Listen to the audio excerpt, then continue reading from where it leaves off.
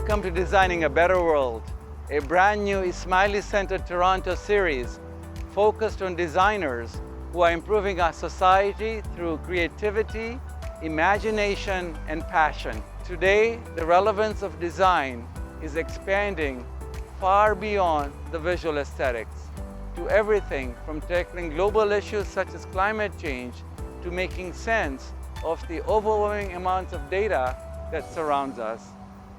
Designers have the unique ability to make information, products, and experiences both simpler and richer all at once.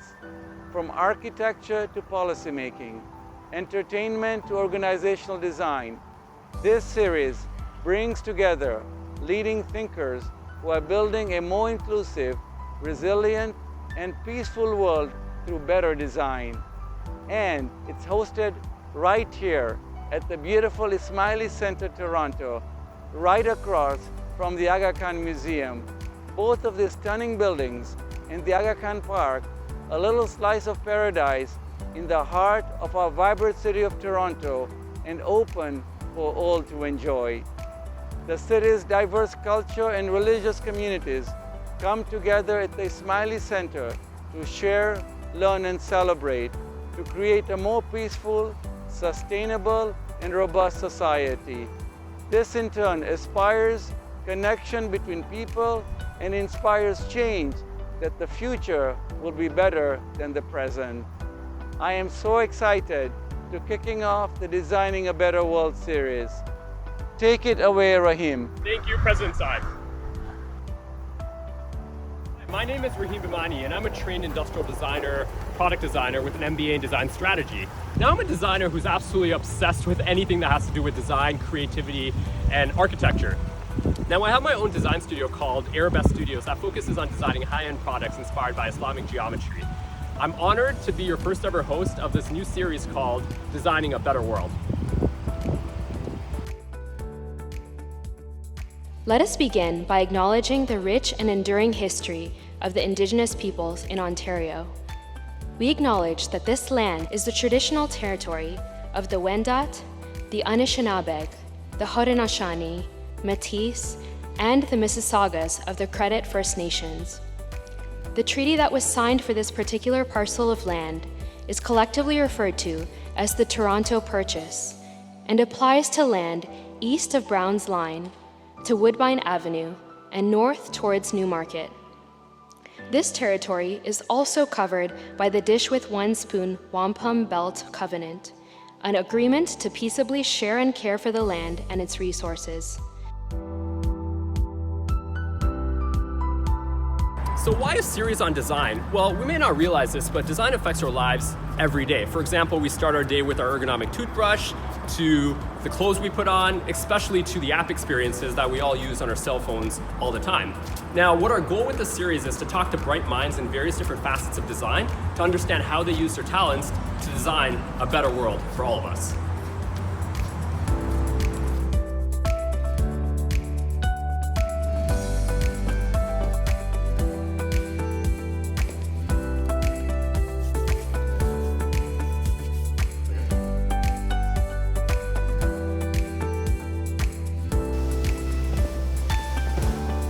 Today we're in conversation with Adam Williamson. He's an award-winning calligrapher, geometry artist, sculptor, and a good personal friend of mine. Adam is based in the UK and has worked on some amazing prestigious projects all around the world. He's been commissioned internationally by His Royal Highness the Prince of Wales, taught at NYU, Spotify, the Shakespeare Globe, and partnered with the British Museum, to name a few. Adam has taught and has led thousands of students through in-person workshops around the world in places like Morocco, Spain, Dubai, Iran, and most recently has been teaching online during the pandemic. Now let's talk to Adam. Hey Adam, how's it going? How's London? It's lovely and rainy, as to be expected. Well, I'm glad you're indoors, Adam. Thank you so much for taking the time with me to sit down and talk to me about this complex world of Islamic geometry. You know, Adam, I've been following you for ages, and I was really fortunate enough to actually attend one of your workshops in New York last year to inspire one of my projects. Now, Islamic geometry, as I mentioned, is pretty complex. Can you explain to me the different styles that kind of live under this larger umbrella of Islamic geometry? Yeah, of course. So within Islamic art, it can be first sort of seen as a canon with three distinct aspects. You have the geometric, which is probably most famous for worldwide, and that's the compass and ruler star patterns that you'll see in rosettes and mandalas around the Islamic world. And then you have the arabesque. Arabesque just means Arab style. So we use the term biomorphic because this is the sort of floral vegetative aspect that's practiced from the Malacca Straits to, in Malaysia to the Berber tribesmen of Morocco. So we use the umbrella term biomorphs for the more flowery aspects, cursive, curvilinear forms. And then at the top of that hierarchy is the calligraphic, because this is divine words that are venerated, and these patterns are flowing and moving towards that calligraphic form. That's absolutely beautiful. Now that you've explained these different styles and how they interplay with one another, it seems very apparent. Now I'm just reflecting back on the various places I visited and how these different styles all merge together, whether it's in a project or a mosque or a building. Now, the reason why I feel so passionate about this art form is because I am very passionate about design and my faith, and I just love this convergence that I get from when I practice this art and how fulfilling it is for me. Now, how about for you? Now, other than a pencil, what kind of drew you into Islamic geometry? Okay, so both my parents were interested in Sufism, so I sort of had that aura of mystical Sufi poets and trips to Turkey and interesting sort of exposure to that world as I was growing up. But it wasn't until I was studying illumination, European illumination, that I was introduced to the Mamluk Qurans that are famously found in the British Library. And the creator at the time, Martin Lings, at the British Library, became sort of a bit of a supporter and a patron. And it was through him that I got exposed to the Sultan Ujaitu manuscript and some of these famous frontispieces, and that's what really got my interest. I already had some of the technical gilding skills down, but then that was my kind of in. And from then was just like sucked into a wormhole, and I've been obsessed ever since. I agree, it's a very addictive art, and I could attest to that. Clearly, Islamic geometry is a big part of your life. How do you feel it's shaped you as the person you are today? Yeah, well, I've always been interested in crafts. So my father's a craftsman, and I wanted a set of skills as a springboard to, express my creativity through. So I spent my life kind of trying to outrun modernity and technology. So I started as a sign writer, and then after a year of painting cafes and bookstores, I found that vinyl plastic sign putting me out of business. So I got into calligraphy, and from there I got into stone carving, and I was sort of attaining these skills, adding strings to my bow, and sort of this all kind of came together under the tutelage of Keith Critchlow, who through geometry combined, the sort of spiritual, the practical, the metaphysical, the physical, everything under this umbrella of geometry, whereas before they were kind of disparate interests of mine. So it's a really exciting time when I was in my early 20s. The search for this knowledge has taken me all around the world, and then subsequently the skills that I've adopted and then used for commissioned work and for my own sculpture shows have then taken me on around the world again as a sort of more as a teacher. So to answer your question more precisely, the effect it's had on my life is fantastic, because I've been able to travel the world. So I teach, now I'm at the stage where I'm teaching, and I'm invited to, Australia, New York, South America, but taking people on study trips to Iran, to Morocco, Turkey. So I get to travel, I get to meet all these incredible craftsmen and learn from them. And the learning never ends. I'm still, whenever I go to a place, I'm seeking out these malams and trying to absorb as much as I can. Might be just having like a mint tea with them and get a few tidbits and a bit of a vibe from them about about their kind of process and their lifestyle. You mentioned the idea of learning in different ways. I've been fortunate enough to attend one of your workshops in New York last year, and I was really hoping to attend one of your international studies trips this year, but obviously due to COVID, that's made it very difficult. Now, how have you managed to adapt to this online Zoom world and still be true to the ethic of learning that's so dear to you? Yeah, so I've always been reluctant to go online, even though being asked. So I'd rather travel and be with people, and also I'm interested in the hands-on approach. I want to carve, I want to kind of have that intimacy with the audience, to the students. But when the pandemic hit, we're all stuck indoors, right? So what could I offer? Just sort of sharing these patterns. And I just didn't realize that it would explode to that level. So they were just free classes. It meant that people could tune in from all over, and there was a subsequent community that grew out of that. People were really taking it to another level, creating beautiful artwork in between the sessions. And it's just gone from strength to strength. So I've been really happy to offer a service in these crazy times, and just meet a whole new area of people and just share what I've been fortunate to be exposed to. It's amazing to hear that you were able to pivot what you were doing and really make an impact on others during these rough times to make others happy through art. Yeah, but it made me happy too. With all this traveling you did before, was there anywhere that really stood out to you? Well, one of the nice things about the study trips that we've been running is that we build all these interesting partnerships with people, and the way that they manifest is always quite synchronicitous. So, for example, in Istanbul, when we were working there, we were looking for a venue and partners out there, and we spent a whole week going to different places, and then we were in the Sakula Mehmet Pasha, which is a famous Sinan mosque, and just wondering about this design center, which a few people have said, talked to us about, like, the Istanbul Design Center, oh yes. And then we were thinking, maybe we should go and find this place. And then we looked up, and we were just standing right outside it in the whole big city where, we were right there.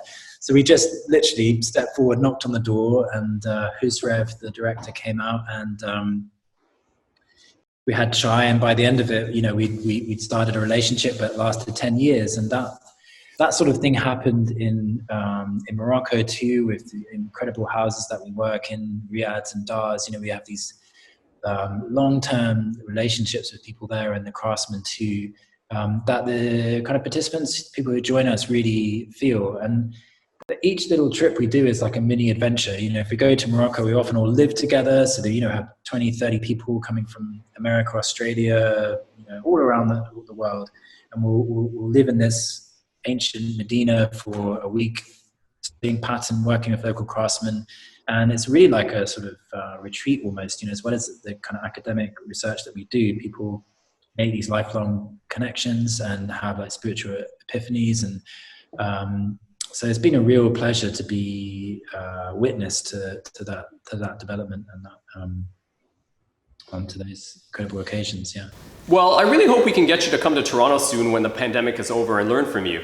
Speaking of Toronto, I'm in this beautiful Ismaili Center, and what's really interesting about this building is there's this 8-pointed star motif that's scattered all across the building. It's on the carpet, it's on the tiles, it's on the walls, it's literally everywhere. Could you speak about the significance of this octagon and 8-pointed star in Islamic geometry?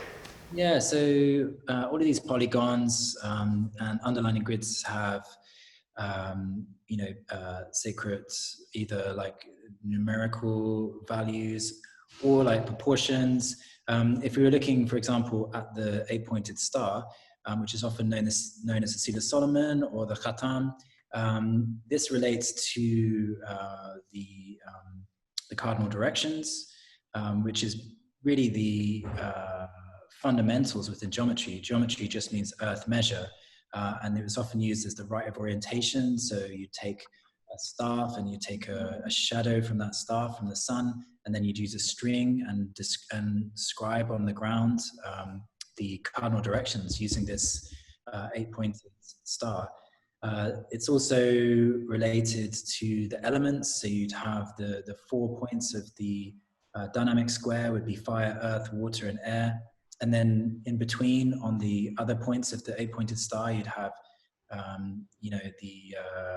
the alchemical elements: dry, cold, moisture, heat, expansion, contraction, alchemy. And then you could have it also relates to the seasons.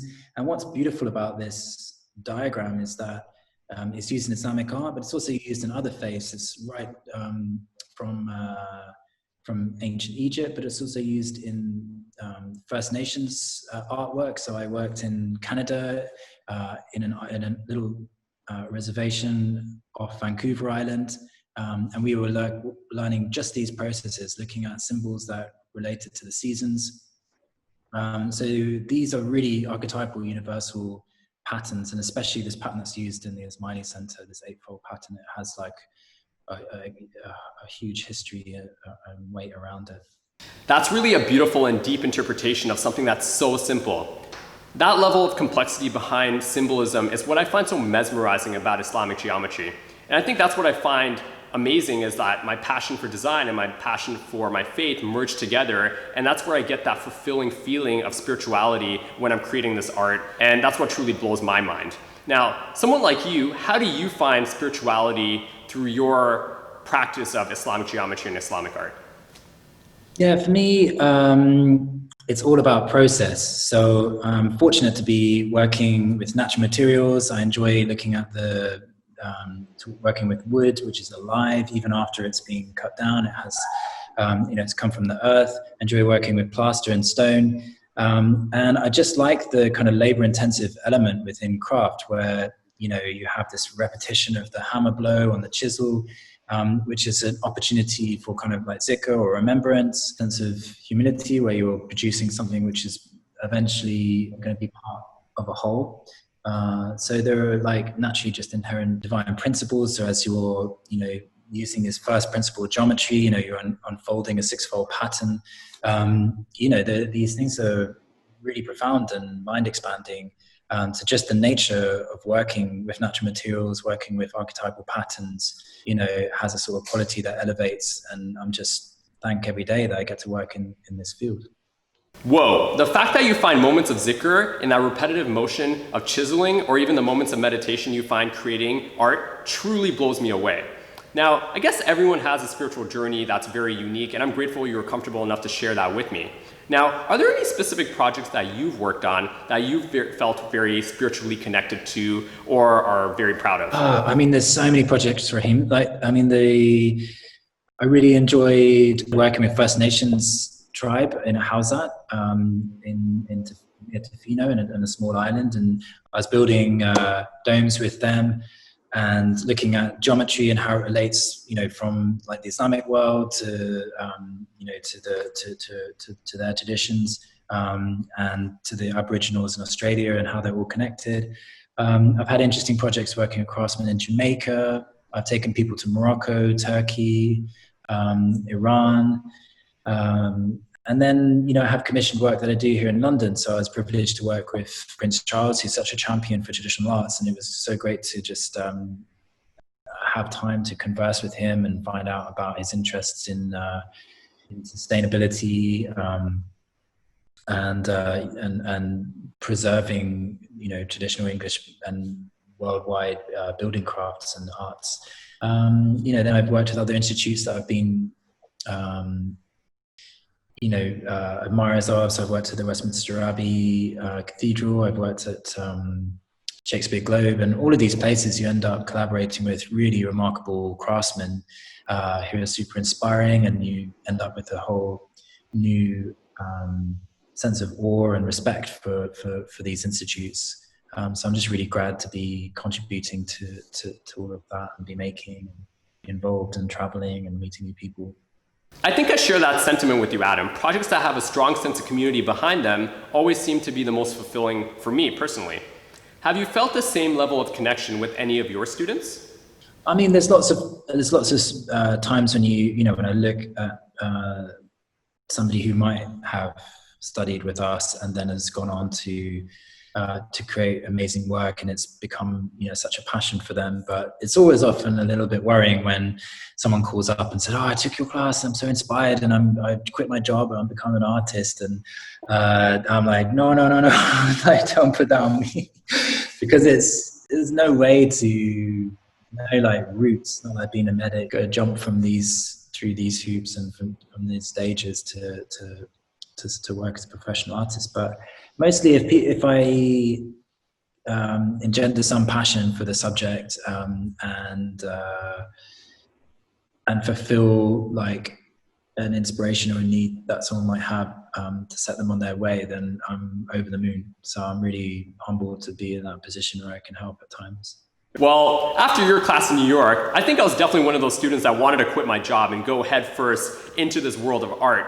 But you helped me see the reality of how to balance this artistic desire with the reality of life. Now, do you have any advice for anyone that's strongly artistically inclined and are not sure how to begin that journey? Yeah, the people talk about talent, but I think that the talent, the gift is the passion for the subject.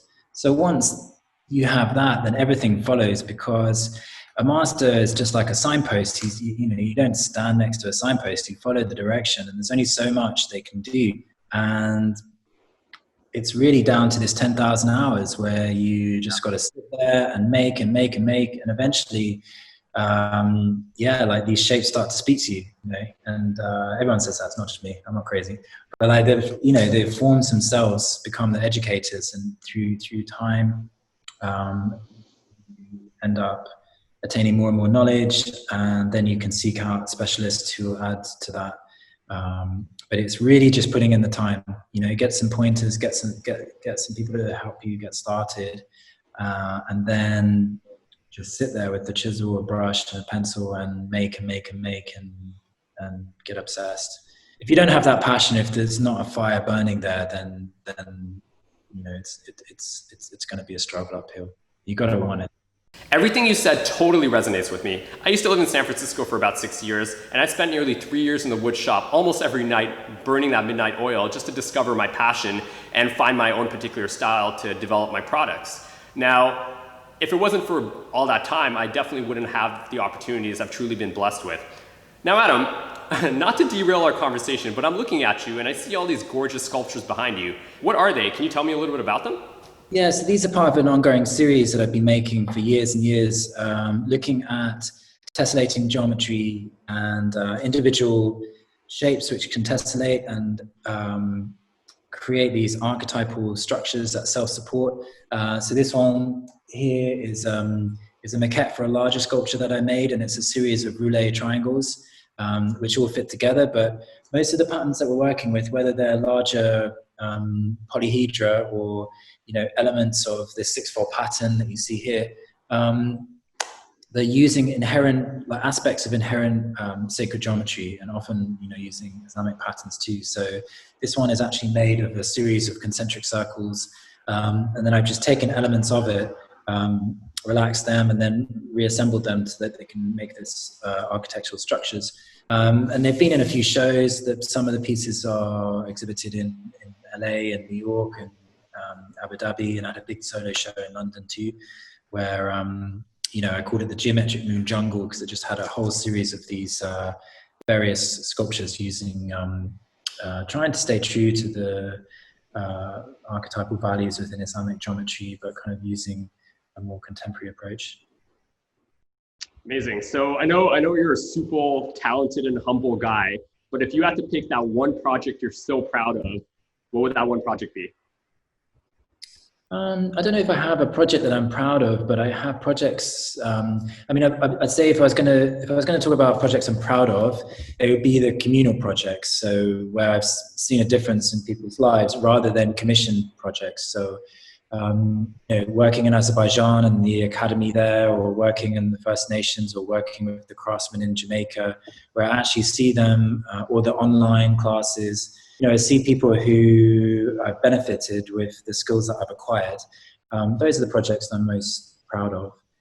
Especially, like in Jamaica, when I went there, it was really hard for them to accept me. But then as soon as they saw me working with a chisel, I kind of overcame that. I was accepted within the community, and then we took their artwork and took it to another level, and where they were able to make a better living and better prospects as craftsmen and as artists to feed their families. There was a lot of poverty there. So when I see that kind of result, feel a bit of pride or sense of achievement. Adam, you are truly a very humble artist, and I love the idea of bridging the gap and increasing the welfare of others. It seems to be a common theme to our conversation that we're having right now.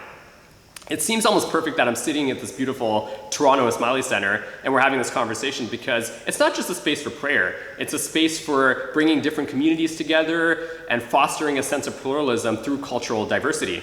Now, these Ismaili centers all around the world, in Toronto and Tajikistan and Vancouver and your backyard of London, all make such profound statements of social cohesion through their architecture and their design.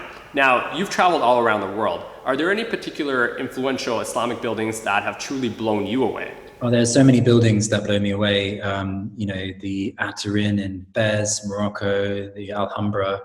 But really, it must be in Esfahan. I mean, I love the Jami Mosque there, but the Lutfala Mosque, which is off the Shah Square, was incredible. And I did a lot of analysis of the dome there, which has all this Abjad system behind it, which is a sacred numerology. So the number of Shamsas that are in this dome relate to the womb. This is was a building only for females. The design work in there is extraordinary. And just the way that as you enter the building, you go down this dark corridor. As you're walking down the dark corridor, you suddenly take a turn and you come into this majestic room-like sacred space where you're held. The pattern work is overwhelming, but also humble. I mean, the way that the cobalt and terracotta tiles make the adobe bricks look like golden, majestic, glowing kind of pattern work.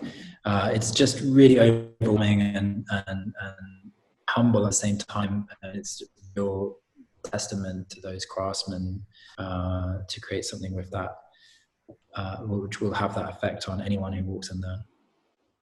It's really interesting how all these mosques all around the world have been made so long ago, and they speak volume to us today when we visit them all around the world. Now, if we look at the shift of, for example, Fumiko Maki, with his design of the delegation building in Ottawa, the Aga Khan Museum in Toronto, or even right in your backyard of London, the Aga Khan Center that opened up a little while ago, how does this emergence of contemporary style make you feel about the future of Islamic geometry? Well, I would say that, you know, all of it is innovation in the sense that, you know, we started in the desert, and then you have these, you know, the Alhambra Palace and what happened in between, and you know, the aqueduct systems, the building techniques, the domes, you know, this is all cutting edge technology for its time. So I think tradition is something that's constantly growing. It's not something that, you know, you look back on, you look over your shoulders, and it's growing, and I would see contemporary architecture as like the forefront of a growing tradition. Would you say that perhaps technology and digital media are currently the forefronts of contemporary architecture? Well, I would say that one thing is certain, that there's a huge interest worldwide in Islamic pattern now, and it goes hand in hand with this interest in geometry. You know, we've gone through the sort of postmodern period, and now people are interested in reconnecting to skilled work, to draftsmanship, to a more hands-on approach. So something that I've been interested in for a while, but I feel like there's a big curve coming, and I think that there'll be an interesting combination of doing things by hand and having a hand element with all these incredible technological innovations that we're having. I mean, I find as long as there's some human element to it, I don't have an issue with technology.